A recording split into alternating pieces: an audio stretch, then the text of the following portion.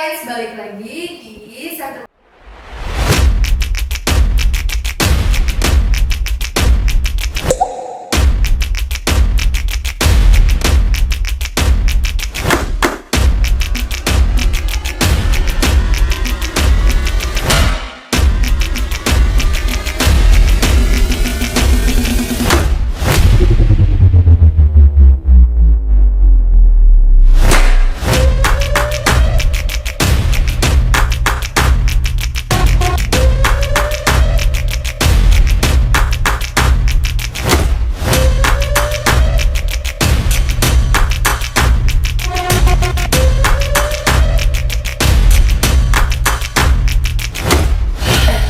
Jadi kita di sini akan membahas bahasa netral dalam berita.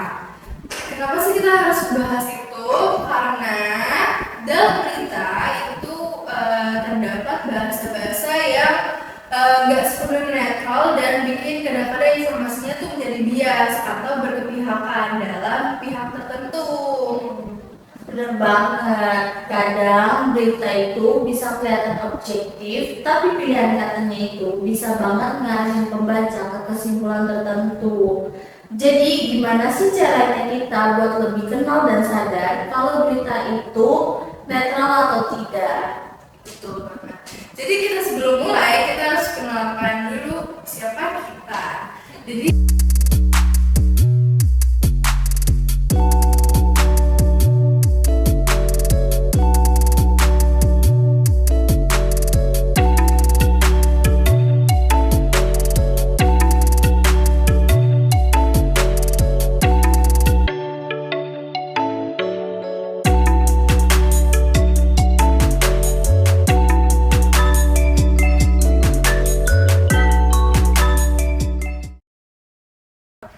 dan selanjutnya kita bakal lanjutin ke pembahasan intinya, yaitu dimana Aura.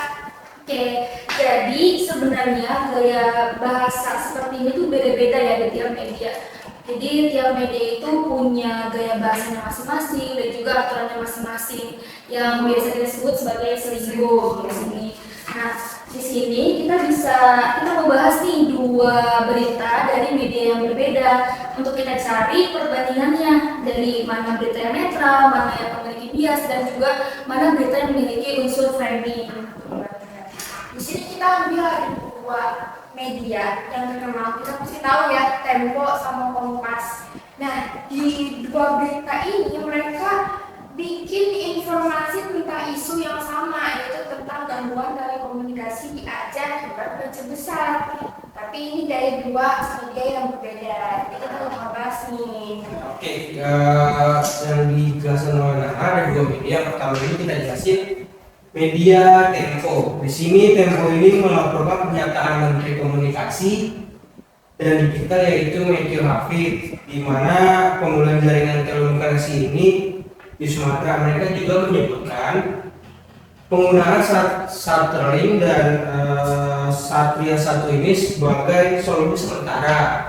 Nah, kalau dari media kedua itu yaitu Kompas, dia itu fokus pada pernyataan Wakil Menteri Kominfo yaitu Nazar Patria, di mana dia menjelaskan berapa banyak BTS yang sudah pulih, kendala listrik, dan sampai target peningkatan jaringan.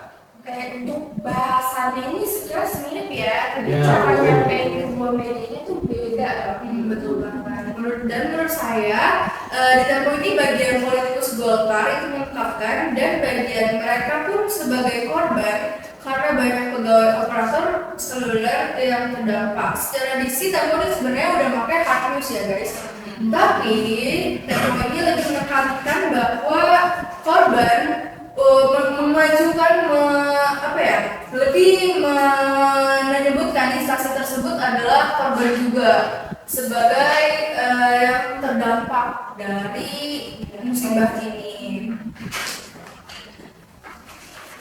Oke, jadi dari situ Tempo ini tuh hanya menggunakan satu sumber saja ya berarti, yaitu pemerintah. Nah, di situ juga muncul di berita itu lebih banyak pencapaian seperti pemulihan sudah 90-95%. Tapi tidak ada perspektif lain untuk diverifikasi. Ya kalau secara bahasa berarti Tempo itu bisa dibilang netral, tapi secara framing cenderung positif terhadap pemerintah gak sih? Nah, betul Linda, benar sekali. Itu yang harus kita garis bawahi dari berita Tempo dan berita Kompas. Ya, oke. Kalau tadi Tempo ini ada unsur framing pemerintahnya, kalau bahasa ini udah netral ya bisa dibilang. Nah sekarang saya ini mau bahas tentang berita yang kedua itu apa? Kompas. Nah di Kompas ini, menurut pandangan saya ya, diksi-diksinya ini udah stabil, lebih stabil dan netral. Tetap juga kan pakai bahasa Hafiz kayak yang Tempo. Tidak ada kalimat emosional seperti yang tadi Tempo, tapi kalau di Kompas ini. Tapi tetap ada beberapa poin menarik gak sih? Angka-angka pemulihan itu kan semuanya sumber pemerintah juga. Jadi framingnya masih satu arah, yaitu ke pemerintah. Iya sih. Tapi ada bedanya juga nih. Kalau Kompas ini kan, kalau Kompas ini lebih lengkap soal hambatan. Jadi dia ngejelasin juga kan kayak kendala listrik padam, kondisi BTS yang terendam banjir dan penanganan teknis. Jadi tidak hanya memberikan tentang laporan keberhasilan, tapi juga masalah yang terjadi di sana. Tapi di sini juga ada kutipan himbauan ke masyarakat. Jadi bukan bias, tapi menunjukkan kesan pemerintah itu sebagai pihak moral. Jadi Kompas ini tuh lebih objektif karena menyajikan konteks yang lengkap, juga baik dari keberhasilan maupun hambatannya juga. Iya. Oke, jadi kalau misalkan gitu bisa dibandingkan Tempo sama Kompas itu bedanya di mana Tempo ini lebih emang sih Tempo ini lebih netral gitu. Enggak netral sih, tapi dia mengajak ke pembaca bahwa instansi tersebut juga menjadi korban. Jadi dengan waktu yang sesingkat-singkatnya berusaha untuk lebih bersimpati kepada masyarakat gitu loh, mengajak masyarakat untuk lebih bersimpati gitu. Sedangkan kalau Kompas ini secara teknis dia cuma ngebahas data-datanya, memfokuskan aspek data dan teknik lapangannya gimana. Nah, betul Naswa. Karena Kompas ini menjelaskan hambatan teknisi di lapangan. Jadi bisa kita simpulkan itu lebih terasa real dan lebih seimbang kayaknya. Berarti kita sudah bisa ditarik kesimpulannya nih. Tempo ini kan lebih membangun citra pemerintah, sedangkan Kompas lebih mendokumentasikan dan memberitakan fakta di lapangannya. Ya, jadi intinya bahasanya ini memang udah netral ya, nggak berpihak kemana-mana yang gitu banget. Tapi cara kedua media itu memframing berbeda. Dan ini penting banget buat dipahami kita sebagai pembaca dan calon jurnalis. Jadi hal ini juga tuh menunjukkan di mana tiap media itu memiliki karakteristik yang berbeda-beda dalam penyampaian informasi. Jadi setiap pembaca itu perlu peka akan pemilihan diksi-diksi yang dipakai dari sumber tertentu, dari struktur kalimat, karena ini tuh bisa mempengaruhi persepsi orang gitu.